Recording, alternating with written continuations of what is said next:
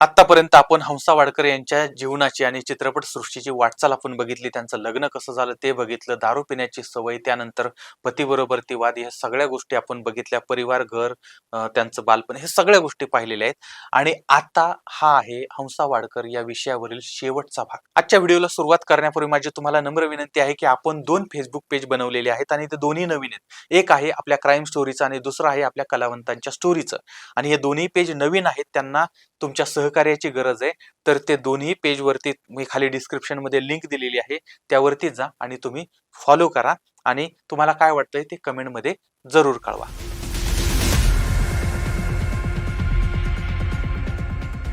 आता त्यांच्या जीवनातील एक दुःखमय आणि त्यांनी केलेली सगळ्यात मोठी चूक ही आता आपण पाहणार आहोत आणि त्यांचा शेवट कसा झाला हे पाहणार आहोत. तर त्यांना दारूचं व्यसन होतं. दारू नसेल तर त्यांना ते सहन होत नव्हतं आणि एकदा त्या कोल्हापूरला गेलेल्या होत्या आणि एका हॉटेलमध्ये मुक्काम होता. मध्यरात्रीची वेळ झालेली होती आणि हंसा यांना झोप येत नव्हती. दारूची तलप वाढायला लागली होती आणि मग त्यांनी वेटरला बोलवलं आणि त्याला सांगितलं की मला दारू पाहिजे. आता वेटर जो आहे तो हंसा वाडकर यांना ओळखत होता आणि त्यांचं अगोदर टीप वगैरे दिली असेल आणि त्याच्यामुळे मग त्या वेटरनं सांगितलं, म्हटलं की मॅडम, आता काही दारू मिळण्याची शक्यता नाही, हॉटेलमध्ये तर नाहीये, रात्रीचा उशीर झालेला आहे, मग काय करायचं. त्यावेळेस मग तो म्हटला, मॅडम मी एक काम करू का, शेजारी एक माणूस आलेला आहे, तर तो मी अनेक वेळा बघितले, त्याच्याकडे बाटल्या आहेत आणि तो गॅलरीमध्ये दारू पीत बसलेला असतो, त्याच्याकडे काही ना काहीतरी मिळेल. आणि त्यानंतर मग हा वेटर जो आहे तो वेटर त्या माणसाला विचारायला गेला. तर त्या माणसानं लगेच त्याची जी ब्रँडीची बाटली होती ती बाटली त्या वेटरला दिली आणि त्यानंतर त्या रात्री हंसा वाडकर यांनी म्हणजे त्यांना शांत झोप आली. आता दुसऱ्या दिवशी यांची भेट झाली, नंतर धन्यवाद वगैरे झालं. धन्यवाद झालं त्यानंतर मग हे आता एकाच हॉटेलमध्ये होते, चांगली ओळख झाली, चांगली मैत्री झाली आणि नंतर कळलं की त्या माणसाचं नाव जोशी आहे. जोशी नावाचा माणूस होता तो आणि त्याला सुद्धा काहीतरी दुःख होतं, काहीतरी त्रास होता आणि त्याच्यामुळे तो दारू पित होता. मग आता समदुःखी एकत्र आले आणि त्यानंतर मग हंसा वाडकर यांनी सुद्धा त्यांच्या मनातलं दुःख, त्यांच्या मनातला त्रास त्यांना सांगायला सुरुवात केली आणि त्या व्यक्तीनं सुद्धा यांच्याशी बोलणं सुरू केलं, ह्यांनी सुरू केलं. अशा पद्धतीने यांच्यामध्ये गाढ मैत्री झालेली आहे.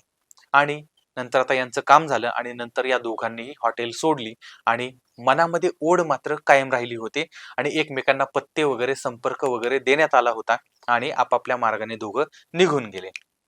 पण ही भेट आणि हा प्रसंग हंसा वाडकर यांच्या जीवनात वादळ निर्माण करणार होता. तर त्यानंतर हंसा या घरी आल्या होत्या. घरी आल्या पण त्यांच्या घरामध्ये काही वादंग कमी झालेला नव्हता. नवऱ्याबरोबरचं वाद आणि भांडण वाढलेलं होतं. म्हणजे अशा पद्धतीने ह्यांची किरकिर चालूच होती. पण या किरकिरीला मोठ्या विध्वंसाचं रूप मिळालं ते एका प्रसंगामुळे, एका गोष्टीमुळे, आणि ते म्हणजे पती जे आहेत त्यांनी पत्नीला सांगितलं, म्हटले की तू आता दुसऱ्यांच्या चित्रपटात काम करते आणि महिन्याला काही पैसे घरामध्ये आणते, त्यापेक्षा आपण स्वतः चित्रपट काढू आणि जास्तीत जास्त पैसे मिळवू. आणि त्यानंतर त्यांनी कल्पना चित्र नावाची कंपनी काढली आणि धन्यवाद हा चित्रपट त्यांनी बनवला. पण तो चित्रपट डब्यामध्ये गेला आणि तो खर्च इतका झाला की अक्षरशः त्यांच्या जवळचे पैसे गेले, व्याजानं पैसे काढायला लागले, सोनं नाणं वगैरे होतं ते सुद्धा गेलेलं होतं. आणि धन्यवादमुळे यांच्यामधला वाद जास्त वाढला, कमावलेलं सगळं मातीत गेलेलं होतं. आणि हीच भावना मग हंसा वाडकर यांच्या मनामध्ये वाढली होती. आणि एका बाजूला नवऱ्याचा संशयी स्वभाव, मारहाण, दुसऱ्या बाजूला बायकोच्या मनामध्ये आलेला राग, किंवा मी एवढं सगळं केलं, नवऱ्यानं सगळं मातीत घालवलं होतं. आणि त्यामुळे मग त्यांना आलं प्रचंड टेन्शन आणि या टेन्शन मध्ये त्या घरातनं बाहेर पडल्या. आता मुंबईमध्ये जोशी जे होते, जे कोल्हापूरला भेटले होते ना, तर त्यांनी दारू वगैरे दिलती, तर ते जोशी मुंबईमध्ये होते आणि त्यांचा पत्ता यांच्याकडे होता. आणि मध्यंतरीच्या काळामध्ये अनेक वेळा हंसा त्यांच्याकडे जायच्या, त्यांच्याबरोबर बोलायच्या आणि यांची मैत्री अजूनच जास्त वाढली होती. आणि आता इकडं नवरा बायकोचं भांडण झालं. भांडण झाल्यावरती बायकोने रागारागानं तिनं काही साहित्य घेतलं, घराच्या बाहेर पडली आणि ती जोशींच्याकडे गेली. तिथे गेल्यानंतर मग यांनी प्रचंड दारू पिले दोघं. इतकी दारू पिले की हंसा यांना शुद्ध नव्हती, म्हणजे त्या बेशुद्ध पडल्या होत्या, कशाचंही भान नव्हतं. आणि नंतर दुसरा दिवस उजाडला, शुद्धीवरती आल्या, बघितलं मी कुठेतरी दुसरीकडे, म्हणजे त्याच घरामध्ये होत्या. आणि त्यानंतर मग म्हटले आता परत नवऱ्याकडे कसं जायचं, मग म्हटले परत बसू प्यायला. त्यानंतर ते दिवसभर दारू पीत बसले होते. अशा पद्धतीनं नंतर परत त्या बेशुद्ध पडल्या. असं झाल्यानंतर काही दिवस त्या त्या जोशींच्या बरोबर ती राहिल्या. त्यानंतर जोशी त्यांना घेऊन पुण्याला आले. पुण्यात आले आणि पुण्यात काही दिवस त्यांचे पिण्यात गेले. पुण्यात आले, पिण्यात गेले. नंतर ते बंगलोरला गेले. त्या ठिकाणी काही दिवस पिण्यात गेले आणि नंतर आता जवळचा पैसा वगैरे संपत आला होता आणि काय करायचं मग जोशी म्हटले की आमच्या गावाकडे जाऊया आणि मराठवाड्यामधल्या एका खेडेगावात ते राहत होते. त्यानंतर मग जोशी हे हंसा वाडकर यांना घेऊन त्यांच्या गावात आले. पण हा बाबा साधा नव्हता. याच्या 3 बायका होत्या. त्याच्यापैकी एक बायको मरण पावली होती. 2 बायका जिवंत होत्या. त्या बायकांची पोरं होती. त्यानंतर यांना एक म्हातारी आई होती. अशा पद्धतीनं सगळं होतं. त्यात त्या 2 बायका त्यांच्यामध्ये कचाकच भांडणं सुरू होती. घरामध्ये वातावरण तंग होतं. घरामध्ये सगळा गोंधळ चालला होता आणि त्या गोंधळामध्ये हंसा वाडकर पोहोचलेले आहेत. तिथं पोहोचल्या. विचार करा, कालपर्यंतची अभिनेत्री आता त्यांच्यावरती वेळ काय आली बरं? हातामध्ये झाडू घे, भांडी घास, धुणं धु, सारवण कर, स्वयंपाक कर, अशा पद्धतीनं मोलकरणीसारखी कामं त्यांना आता तिथं करायला लागत होती. आणि जोशीचं खरं रूप त्यांना तिथं कळलं होतं. हा माणूस तिला घराच्या बाहेर पडून देत नव्हता. तिच्यावर पाळत ठेवत होता. तिला मारहाण करत होता. म्हणजे जळत्या लाकडानं सुद्धा तिला मारलेलं होतं. अशी अवस्था हंसा वाडकर यांची झालेली होती. आणि 1 दिवस नाही, 2 दिवस नाही, तब्बल 3 वर्ष हे सगळं त्या बाई सहन करत होत्या. विचार करा, कुठं चित्रपटात काम करणारी नायिका, तिच्या हाताखाली नोकर चाकर होते आणि आज मात्र त्यांची अवस्था काय झाली होती.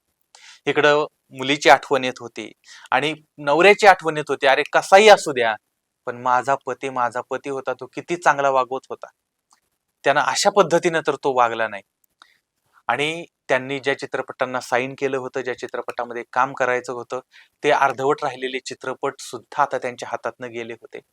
3 वर्ष एकट्याच, कोणालाही माहित नव्हतं की हंसा वाडकर कुठं गेलेल्या आहेत. आणि इकडं मात्र त्या एकट्या होत्या, काय करावं सुचत नव्हतं आणि शेवटी लपून छपून त्यांनी त्यांच्या पतिदेवांना पत्र लिहिलं आणि जी काही परिस्थिती घडली ती सगळी सांगितली. आणि हे पतीला कळलं. पतीला कळल्यानंतर त्या पतीनं पोलिसांची मदत घेतली आणि ते बायकोला न्यायला त्या ठिकाणी आले. तिथं आल्यानंतर मग ते पोलिसांच्यात हे सगळं विषय गेला होता म्हणून त्यांना शहरातले न्यायाधीश आहेत त्यांच्या कार्यालयामध्ये घेऊन जायचं होतं. तर त्या कार्यालयामध्ये ते घेऊन गेले. त्या ठिकाणी एक म्हातारा न्यायाधीश होता. तर त्या न्यायाधीशानं त्या बंदरकरांना सांगितलं, म्हटले की या कागदावरती सही आणा. आणि बंदरकर काही तासासाठी तिथून बाहेर पडले. या काळामध्ये तिथला जो माणूस होता, तो म्हातारा, त्या म्हाताऱ्यानं वाडकर यांच्यावरती बलात्कार केला. अत्यंत वाईट पद्धतीनं तो त्यांच्याशी वागला.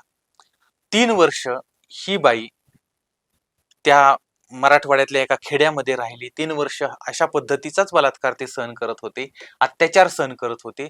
आणि आता पुन्हा एकदा जिथं न्यायाची अपेक्षा होती त्या ठिकाणी सुद्धा तिच्यावरती अत्याचार झाले होते. पण आता आरडाओरडा करायची सोय नव्हती, कारण आवाजच शिल्लक नव्हता. आणि अगोदरच 3 वर्ष आपण मोठी चूक केली पळून जाऊन, आणि आता पुन्हा, त्यामुळे आता ती काही बोलली नाही. आणि त्यामुळे त्या जो कोणी यानं सगळं घडवलं होतं त्याच्यावर काही कारवाई झाली नाही. आणि त्यानंतर हंसा घरी आल्या. आता ह्या सगळ्या गोष्टी त्यांनी नंतर सांगितलेल्या आहेत. आता हंसा घरी आल्या आणि 3 वर्षानंतर आपल्या परिवाराला भेटत होत्या, मुलीला भेटल्या होत्या. आणि त्यांची मुलगी आता मोठी झालेली होती आणि तिनं जे स्कूलमधून कमर्शियल आर्टमध्ये डिप्लोमा केलेला होता. चांगली नोकरी लागलेली होती. आता या काळामध्ये काही दिवस गेले. हंसा यांना यातनं बाहेर पडायला काही दिवस लागले. आणि त्यांच्यातला कलाकार होता, तो कलाकार आता गप्प बसत नव्हता. त्यांना वाटत होतं की काही ना काहीतरी आपण काम केलं पाहिजे. आणि या काळामध्ये मग त्यांनी काही स्टेजवरती डान्सचे प्रयोग केले होते, डान्सचे कार्यक्रम केले होते. आणि त्या नाटकामध्ये सुद्धा काम करायला लागल्या होत्या. लग्नाची बेडी या नाटकामध्ये त्यांनी काम करायला सुरुवात केली होती. 350च्या वर प्रयोग झाले होते. आणि ते सहकलाकार त्यांचे होते राजन जावळे. आणि आता राजन जावळे यांच्या बरोबर ते यांचे अत्यंत घनिष्ठ असे संबंध निर्माण झालेले होते. आता एका बाजूला आता हळूहळू यांनी कामाला सुरुवात केली होती, दुसऱ्या बाजूला पती बरोबरचे संबंध चांगले राहिलेले नव्हते. कारण अगोदरच 3 वर्ष पत्नी गेलेली, नंतर त्या पत्नीला त्यातनं बाहेर आणलेलं. आता यामुळे मग पती जो आहे त्यांचं आणि पत्नीचं यांच्यात वाद होत होते. पण तू पळून का गेली, तू त्याच्याबरोबर काय केलं, असं तसं ह्या विषयावर मात्र पतीनं कधीही त्यांच्याशी चर्चा केली नाही, बोलले नाहीत. पण नंतर मग यांनी एकमेकांपासून वेगळं होण्याचा निर्णय घेतला होता आणि त्या एका हॉटेलमध्ये राहायला गेलेल्या होत्या. तर यावेळेस हंसा यांनी लोकनाट्यामध्ये सुद्धा काम केलेलं होतं. म्हणजे शेवटी एवढी मोठी कलाकार, पण शेवटी त्यांना छोट्या छोट्या नाटकामध्ये सुद्धा काम करायला लागलं, लोकनाट्यात पण काम करायला लागलं होतं. आता त्यांचा संसार सुटला होता, लेक तुटली होती, लेक पण त्यांच्याकडे येत नव्हती आणि मध्यंतराच्या काळामध्ये त्यांच्या मुलीचं लग्न झालं होतं, पण त्या लग्नाला सुद्धा त्यांना कुणी बोलवलेलं नव्हतं. म्हणजे पै पाहुणे होते, रावळे होते, नातेवाईक होते, पण सगळ्यांमध्ये हंसा वाडकर इतक्या बदनाम होत्या की कुठल्या नातेवाईकांना सुद्धा सांगितलं नाही की अगं तुझ्या पोरीचं लग्न आहे. म्हणजे एक काळ बघा, एक काळ असा होता की ह्या बाईनं स्वतःच्या परिवारासाठी कामाला सुरुवात केली होती आणि आता मात्र त्या एकट्या होत्या, गुंत्यात गुंतलेला, पण त्यांचा पाय मात्र मोकळा होता, अशी अवस्था त्यांची होती. त्यांची आता सगळी व्यसनं सुटली होती, भक्ती मार्गाला लागल्या होत्या आणि त्या जे काही काम मिळेल ते काम करत होत्या.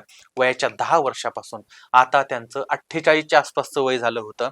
हंसाबाई काम करत होत्या, संघर्ष करत होत्या. पण दुर्दैवाने आता त्यांना कॅन्सर सारखा आजार झाला होता. पण यामध्ये त्या आजारावर सुद्धा त्यांनी जिद्दीनं मात केली होती. त्या आजारातनं पण त्या बाहेर पडल्या होत्या. पुन्हा एकदा नव्या जीवनाला सुरुवात करायची असं त्यांनी ठरवलं होतं. पण नव्या जीवनाला किती वेळा सुरुवात करणार? प्रत्येक वेळी काही ना काहीतरी त्रास व्हायचा, काही ना काहीतरी प्रॉब्लेम यायचा, पुन्हा त्या पाठीमागं जायच्या, पुन्हा नवीन जीवनाला सुरुवात करायच्या. पण आता तसं झालं नाही. त्यांच्या प्रचंड पोटामध्ये शूळ उठायला लागला होता, दुखायला लागलं होतं, मरणकळा यायला लागलेल्या होत्या आणि जवळजवळ 22 दिवस या अन्न पाण्याविना राहिल्या आणि अखेर 23 ऑगस्ट 1971 या दिवशी त्यांनी या जगाचा कायमचा निरोप घेतला. आता काही ठिकाणी अशी पण माहिती मिळते की त्यांना हृदयविकाराच्या झटक्यानं मृत्यू आला होता. पण मृत्यू कसाही असेल, मरताना मात्र अत्यंत तडफडून तडफडून त्यांना मरावं लागलेलं होतं. पण त्यांची शेवटची इच्छा होती, माझ्या मरणानंतर माझ्या अस्थी श्री क्षेत्र महाबळेश्वरच्या कृष्णामाईच्या कुंडामध्ये टाका. त्यानंतर ते असं झालं की नाही माहित नाही, पण ही जी जीवनगाथा आहे ती जीवनगाथा काळजाला घर पाडून गेली. आता हे चरित्र तुम्हाला कसं वाटलं ते मला कमेंटमध्ये जरूर कळवा. पुन्हा भेटूया पुढच्या भागामध्ये. तोपर्यंत धन्यवाद.